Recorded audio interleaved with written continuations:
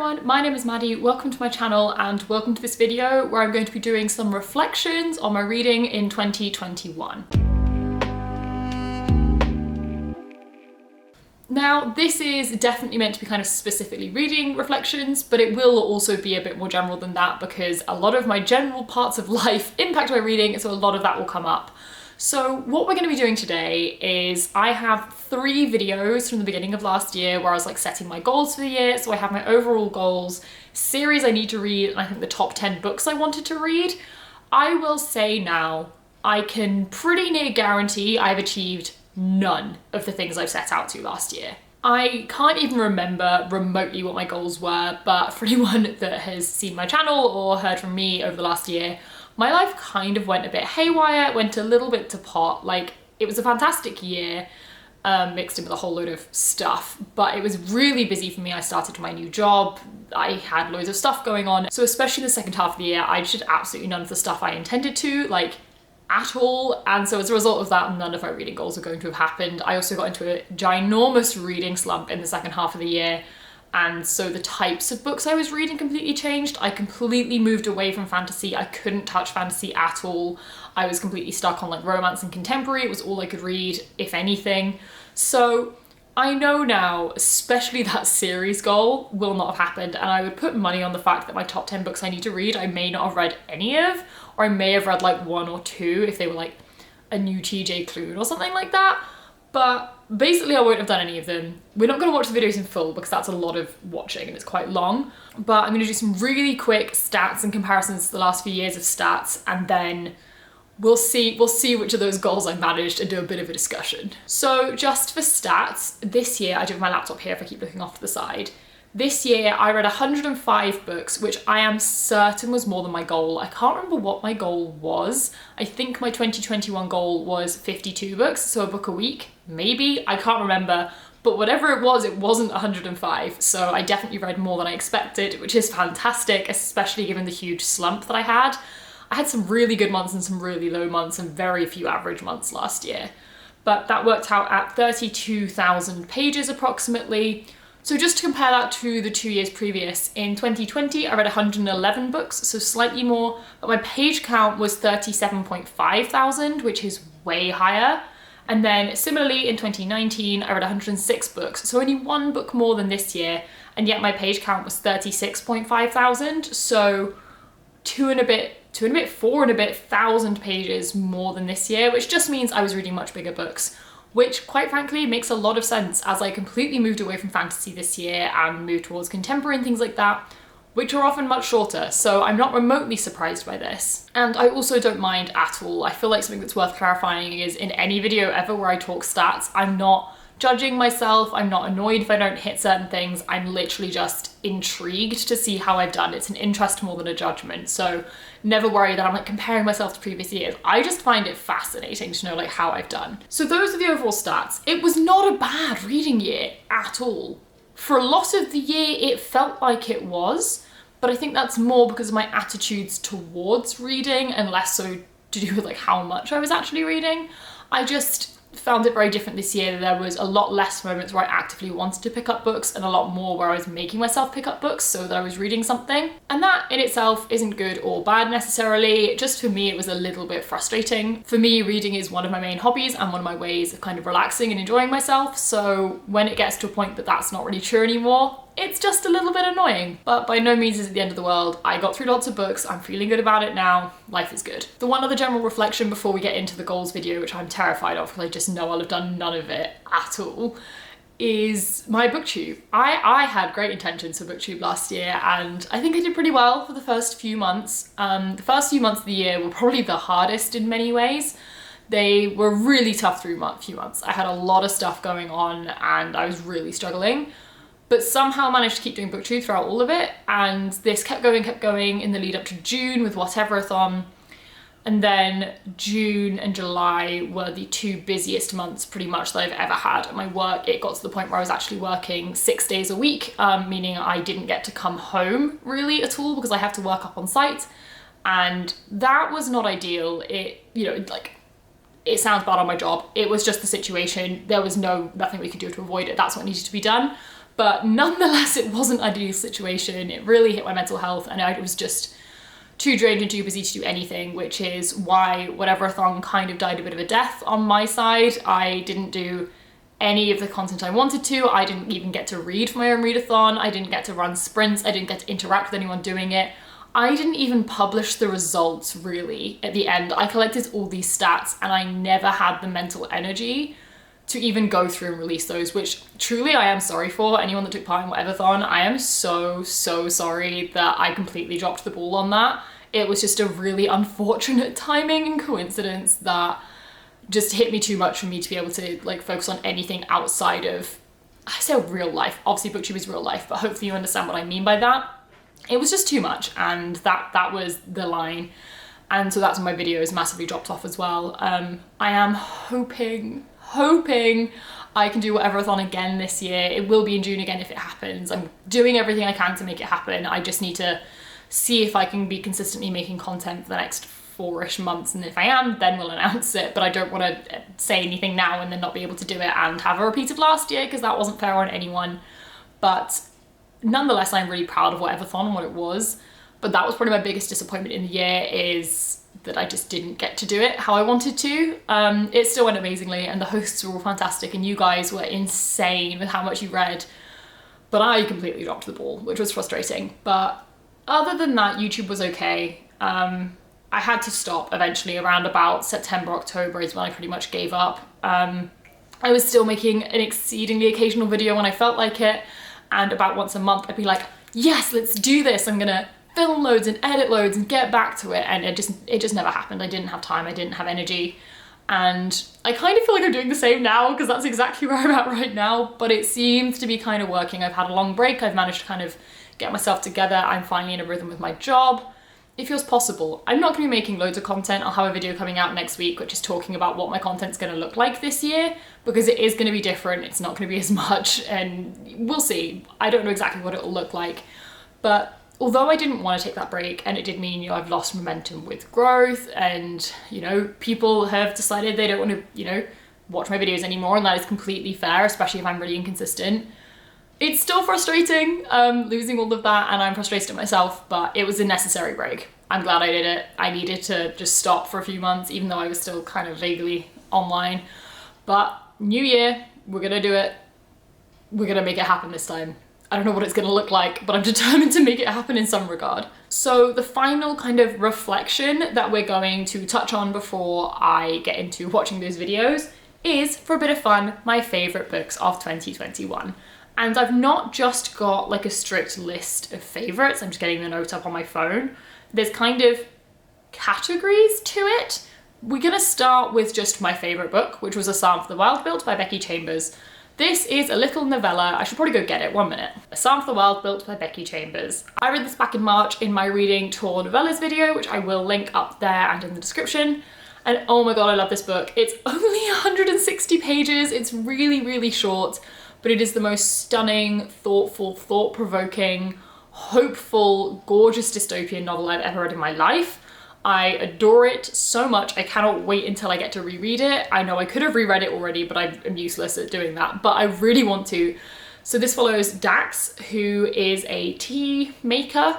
They travel around making tea for people depending on what those people need.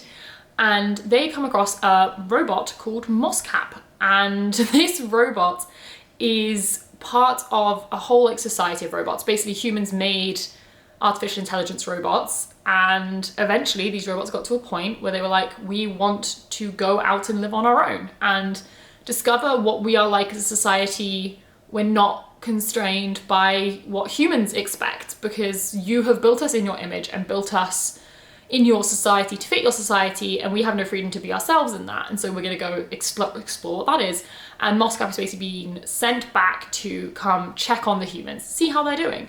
And Dax and Mosscap go on a bit of an adventure, and it is the most wholesome thing. Mosscap is bloody hilarious. Just please read it, it's phenomenal.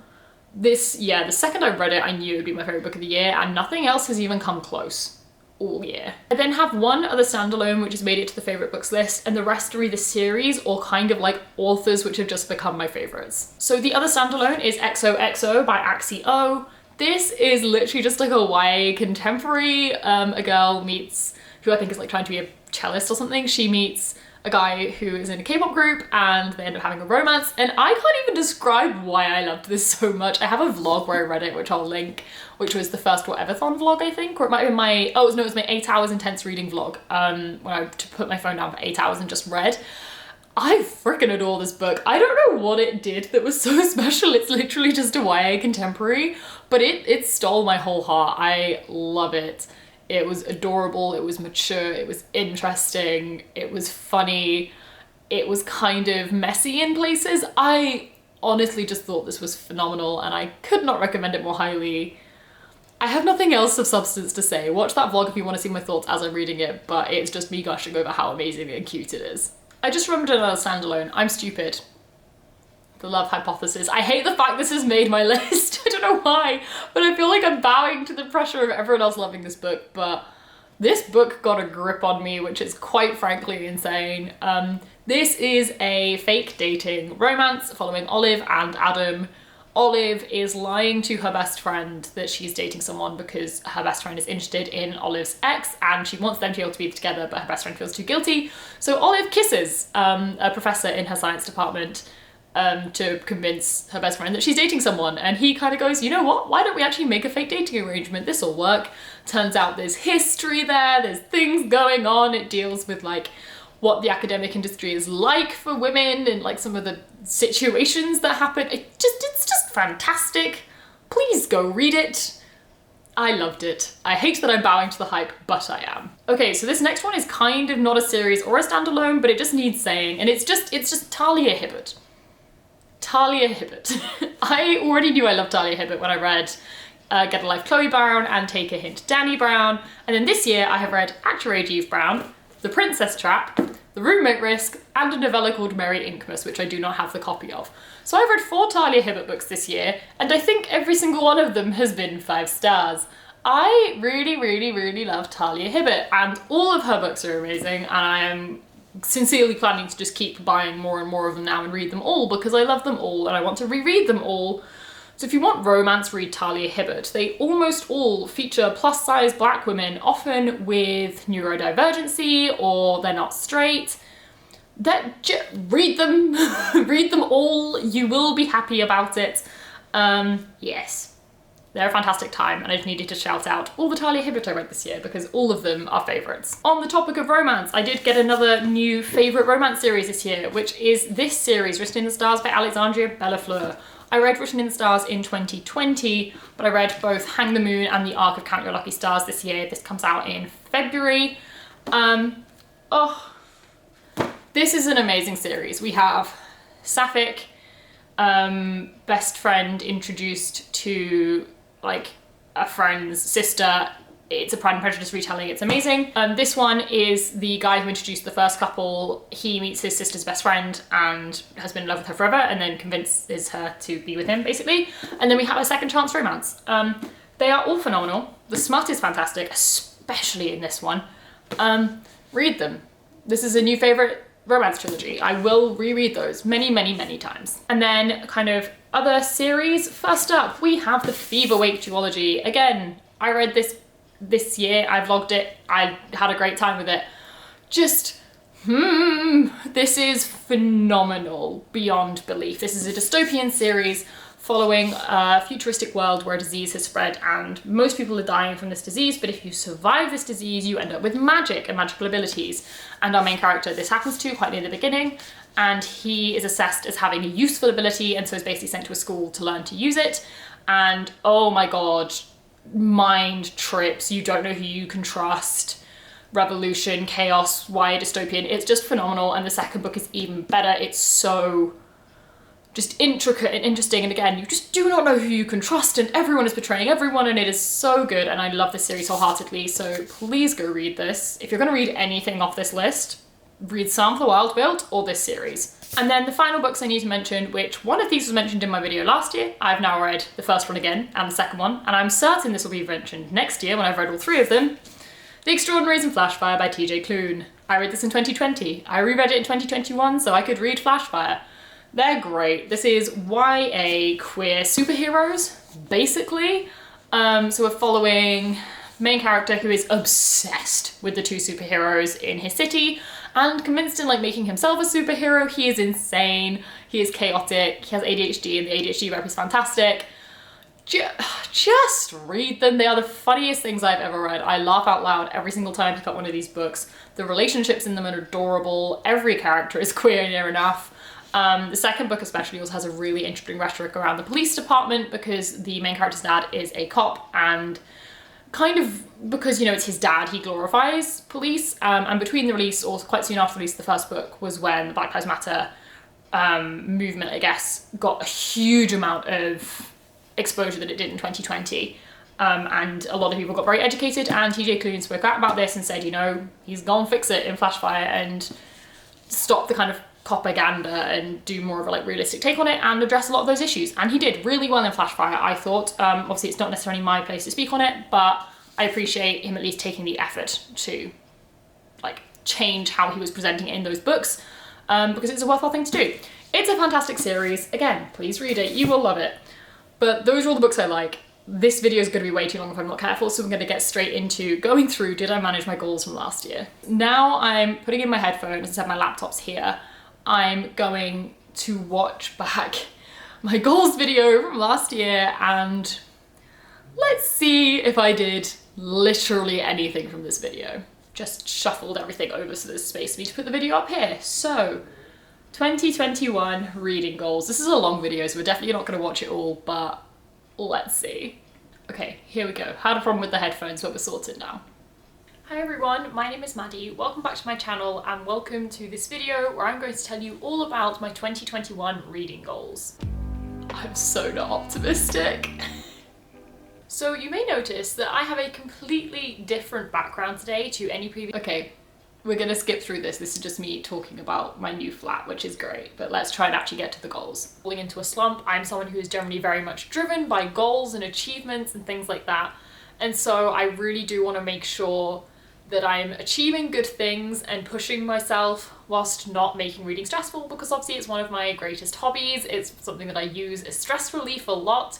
So if that in itself is stressful, I will just end up not reading at all, which is completely not the point. Okay, so that's like I just said here, I don't want to make my reading stressful. And actually, if you've watched my goals video for this year, which I'll link if you've not, I do this excessively. I'm really strict on like, I'm not going to make reading stressful, so I've done way less goals this year. As I said, like last year I did a goals video and did all the series I need to read and a top 10 books. So none of that this year. We've limited everything, scaled right down. It was necessary. How many books I'm setting myself as a goal to read in 2021, and my goal is going to be 52. Okay. My goal was 52 books. That's it. That is what I'm aiming for. And honestly, I think that's actually about right. I would love to say that I'm going to hit 100 again, and who knows? I did hit 100 again. If I'm working very proud of that. Okay, we don't need to see the whole justification. It was one book a week. I thought that'd be reasonable starting a job. Okay, so I feel like quick thing to comment on here, just because it's quite funny, is my logic of I can read a book in 2 days, and so I'll read a book every weekend. You can tell we were a year into lockdown at this point that I kind of forgot that sometimes you go and see people on weekends and do things. Which is what happened in the second half of the year and is why I read nothing and did nothing on YouTube. Social lives. Those are things that exist kind of at the moment. Okay, we're now getting into a bit more about kind of what I'm reading, and I have a sneaking suspicion I'm going to disagree with what I'm about to say, but we'll see. In terms of what I'm reading, I'm not too worried about sort of the genres and stuff I'm reading. I read a lot of fantasy. I also read quite a lot of contemporary, especially YA contemporary. I do, continuing on from what I've done in 2020, I do want to continue with more adult fantasy and adult sort of contemporary literary fiction. But I don't think this is the year to go too hard on that, because if I'm feeling drained and tired, I don't want to read anything too complex. I want to read something fun and a bit lighter, which YA and sort of even some adult fantasy, just not epic fantasy, works very well for. So I'm kind of happy with where I'm at, which is doing about 50-50 between adult and YA. Okay, yeah, no. Adult epic fantasy was definitely not a thing. Adult fantasy as a whole was not a thing. Fantasy as a whole was not a thing. No. That... Exactly as I kind of said, like, I might be a bit tired, so I may not be able to. That's 100%. But I had some foresight. I was just far too optimistic. That seems to be working well for me. I do think there is a chance I will start leaning more towards adult because I have discovered adult fantasy romance, which is a perfect in-between for when I'm feeling tired. So we'll see, but I'm really not too bothered about genre. Interesting that I called out fantasy romance because I had just read, I think, Fortuna Sworn and stuff at this point and loved it. I've basically not read fantasy romance this year. I think I only read Kingdom of Ash, is that what it's called?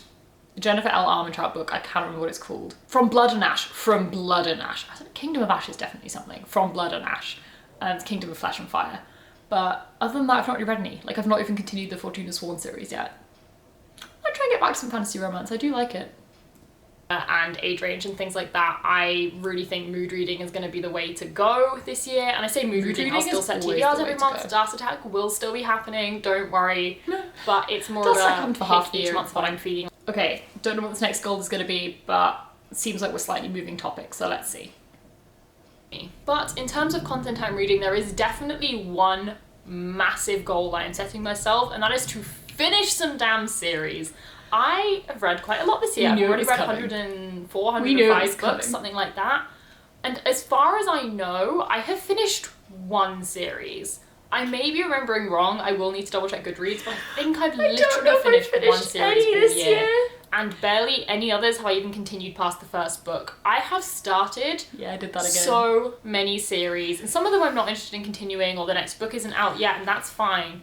But oh my god, I'm gonna stop myself there. I can ramble for ages about how I need to do this, but yeah, that still didn't happen. We know it didn't, mainly because a lot of the books that are series are fantasy and I stopped reading fantasy. I have no clue in 2021 how many series I started, how many I finished, how many I continued. I have no idea, but I don't think it was many. I think I read a lot of standalones or a lot of first books. It's fine. I honestly don't care. I read what I wanted to read when I wanted to, and that's fine by me. But yeah, we knew that was coming. We knew series were coming. We're gonna move on from that.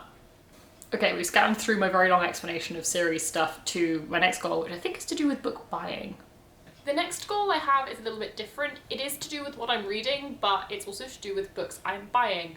I'm not going on a book buying ban or anything like that, don't worry. I couldn't do it. Maybe one day, still not can't right do book now. buying bans. I personally really enjoy buying books. It's just something I really, really like, and I actually see it as almost a separate hobby to reading. It's just something I enjoy doing in itself, hence why I end up with collections of books that I really like. All still true. But I don't want to overwhelm myself too much. As I've mentioned, I do have a huge book collection at home, and I'm sure some of those will be coming to this flat, like back and forth over the year. I'm sure that will happen. But I also don't want to overwhelm myself here. I think I have about maybe 2.5, 3 empty shelves on my bookcases, plus I do have the book cart just over there, which doesn't have any books on it yet. So I do have a little bit of breathing room, but I don't want to be buying so many books that I fill it up and then just have so much to choose from. Okay, so I got a whole new bookshelf and still have 0 capacity, and that was the case very soon after filming this video. Yeah, I never have enough space for books. They're everywhere. They're relatively controlled at the moment, but that's because I've been back from my family in like 3 days, and so I sent loads of books home. Yeah, we're gonna skip through this. That didn't happen. I completely failed. I bought loads of books. I was sent a whole ton of books. It didn't happen. Moving on.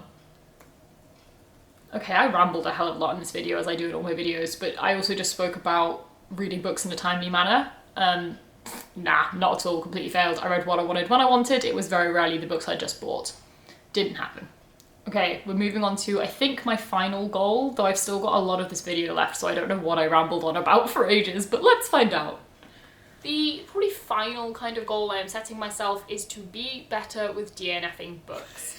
This year I've kind of got away with it. I have had a lot of free time between COVID and... I'm gonna stop myself there. Okay, I don't think I've DNF'd a single book this year.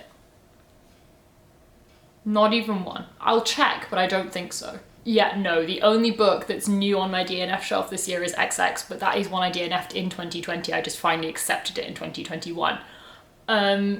No, yeah, didn't do this. I have about 5 books at the moment that I've put down, but I'm not intending to DNF any of them. It was just because I picked them up whilst I was in a slump, and so I'd read 10 pages and then decide I wanted to read something different. Like, there was nothing to do with the books, and it's not DNFs. They're books I'm 100% going to go back to. I just didn't want to read right then. But that is something I guess I did do quite well on. I got a lot better at not powering through and putting myself in a slump. If quite quickly into a book I realised I didn't want to read it right then, I'd put it down and come back to it later. Or as the case stands, not at all, but I will at some point. And that I'm glad I learned how to do, even if not formally DNFing things. Okay, I don't think there are any more goals, but I'm going to check and see if there are, and then we'll move on. Okay, so just scanning through, I think that was the end of the goals. So we're going to move on now to the top 10 books I need to read in 2021. I am nervous, and I'm just going to scan through this quickly. I'm not going to like listen to my synopses or my reasoning. I literally just want to see what the books are and see if I've read any of them. I just saw what the first one was when scanning through. Are we ready for disappointment? Let's go. I'm going to start with the most predictable one. If you've watched any of my videos this year, you will probably know what book I'm about to pick up. And this is a book that has been on many a TBR and has been attempted many times. And I've still not finished it. I think I got about a quarter of the way through it in the end, and I'll tell you what it is. It's XX by Ryan Hughes. This is huge still a book, running joke. and I got about a quarter of the way through this in 2020. Still a and was running honestly joke. losing interest. It was so slow and so intense, and I wasn't loving it. And so facing another 700 plus. Okay, so I literally spoke about this about 2 minutes ago. I have DNF'd this. I didn't read a single page more of it. I was still a quarter of the way through and still like, maybe I'll go back to it. And then I've seen a few other people review it and give it like 1 star, 2 star. And I was just like, you know what? It's not worth it. I don't care. It's done. Maybe one day I'll revisit it. For now, DNF'd. Not going back to it, but it's ticked off my list for books that need reading. So I'll take it. Okay, let's find the second book. Next up, one I will hopefully be getting to towards the beginning of this year, but really need to, A Court of Wings and Ruin by Sarah J. Maas. I read Avatar and Math in... Court of Wings and Ruin! Funnily enough, I've just put this on my TBR for this month because I still haven't read it. The reason it is suddenly on my TBR is A, because I'm annoyed at myself because I've been meaning to read this book since about November 2020 and it is now 2022. And I need to get to it, but it's also because I've always said to myself I'm not allowed to read Crescent City until I finish the ACOTAR series, and I want to read Crescent City because the sequel's coming out in February and I want to get on the hype when everyone's talking about it because I missed out on the first time. And also I do want to read A Court of Silver Flames because it's smutty, so I need to read ACOWAR to be able to read A Court of Silver Flames. So I've got it on my January TBR. I'm gonna do what I can. We're gonna try. I'll probably fail yet again, but I have not read that. I've made no attempt at reading that this year. None at all. Okay, let's find the third book. Next up is a book that I very specifically had on my list, though I wasn't making videos at the time, so I don't have a video of it, but I had it on my list of books to read in 2020. No! Live Life by Hanya Yanagihara. I didn't read this in 2020, but I am... No, this was on my books to read in 2020 and my books to read in 2021 and I still haven't read it. A Little Life. I yet again have said I'm gonna read that this year. I probably won't, but I want to. Okay, so we're kind of 3 for 3, kind of 2 for 3, depending on if you count me DNFing XX as me reading it. Okay, oh, I knew I wouldn't have read any of these books. I just knew it. Let's find the next one. Me saying please hold me to it and then reading none of them is just phenomenal. The final book on my current own TBR that I want to put on this list is The Betrayals by Bridget Collins. I have read The Binding by Bridget Collins and loved it and actually do plan to reread it. No. Not read that one either. I just haven't. It's fantasy, it's adult fantasy. No, it didn't happen. Cool, so those are all the books I owned. The rest are like anticipated releases that I wanted to read and I think I may well have done better with these, but I also could be wrong. Ooh, they're all gonna be LGBT ones. There's a decent chance of this then. Almost all of these are by authors I know and love, so it's not remotely surprising that I'm going to be trying to pick these up in 2021. I'm much more optimistic about this. So starting off with a January/February release that comes out in different times in different places. This could be Sean Maguire. Yeah. Okay, I read that. I read that as soon as it comes out. Yeah, the second is in January, February, it's going to be Sean Maguire. I'm waiting for the next one this January, February. Yep, I read that. That's fine. The next one releasing is Winter's Orbit by Everina Maxwell. I did read this. Okay. Winter's Orbit, I read this. I really didn't like it. It was one of my few 2-star reads this year. But I read it. Everyone else loves it. I don't know what happened. It was political sci-fi. I don't know why I thought I would like it, to be honest. But no, didn't do much for me. But I have read it, so I'll take it. Sad that that was one of my most anticipated of the year, because I really didn't like it. Okay, book 3. It's First Become Ashes by K.M. Sparrow. I did read this. I read Dosar by... I read First Become Ashes. I really enjoyed it. It was a 4-star. I got an arc of it, read it, reviewed it. I have a whole video I'll link. but I read it. We're doing well. We're doing well on the anticipated releases, which is what I would expect. Next up is Some Girls Do by Jennifer Duggan. Yep. Again, if you've seen Some Girls Do, I have read this. I also reread one of Jennifer Duggan's other books this year. Yes, it was great. 4-star, contemporary YA, cute. Jennifer Duggan does it again. I love it. It was great. I cannot wait for the one coming out this year, which is Melt With You. Very excited for that. I am so hyped. I literally cannot wait to get my hands on this book. It is killing me that it doesn't come out for like another 5 months. I read this so soon after it came out. I know that when it does come, I will read it in like a day and love it. So I did read it in a day. Next up, another one by my favourite author, Flashfire by TJ Klune. I have of course read Flashfire, the sequel to The Extraordinaries. I am now anxiously awaiting the third and final book in this series to come out. I loved it, 5 stars, one of my favourite series of all time. Please go read it, it's amazing. And then the final book is, I think, coming out in March, if I'm not wrong, and that is At Your Age, Eve Brown by Talia Hibbert. I have also read this. I somehow got an advanced reader copy of this. I have no idea how. I requested it and heard nothing back, and then it just appeared on my doorstep, which was awesome. And I read this, actually, I think like just after I had surgery, which was fun. I read it in like a day. It was phenomenal. I want to reread that whole series so bad. So good. But yes, okay, so I didn't do too badly. I did not read any of the ones that I class as intimidating, and I read all of the fun new LGBT releases. That sounds about right for how the year went. But anyway, let's do the series I need to read. Okay, I'm thinking I probably listed these right. I've listed them in description. This video is already long, and this video that I'm about to watch is really long. So instead of like watching this one, I'm just gonna read the list and see how many I managed. Okay, so the first series on this list is The Bone Season by Samantha Shannon. I think when I posted this video, I had read the first book and the first novella, or I was literally just about to, and I then did not continue the series at all. However, right at the end of December, I reread the novella and the first book and have plowed through. So in 2021, read the first novella, the first book and the second book, and started the third one. And then so far this year, considering it's currently the third of the month, I have finished the third book, read the second novella, which goes between book 3 and 4, and have read 100 pages of book 4, which is the last book that's out. So, although not necessarily when I intended to, have kind of ticked this off. The next on the list is The Fever Wake Duology by Victoria Lee. I have read both of these books and the 2 novellas that go with them. They are amazing. This is one of my favourite series of all time. I have vlogged me reading this series. I love that video so much. The author watched it, which is insane. Phenomenal series. I love it wholeheartedly. Please go read it. It's amazing. Next is Red Rising. No, made no attempt at reading this. Have no intention of reading it particularly soon. It's big adult sci-fi. No, scary. Not going near it. Next up, we have A Long Way to a Small Angry Planet by Becky Chambers. I am hoping to get to some of that this year. I read A Psalm for the Wild book by Becky Chambers this year, which obviously I really loved. It was my favourite book of 2021, as I've already said.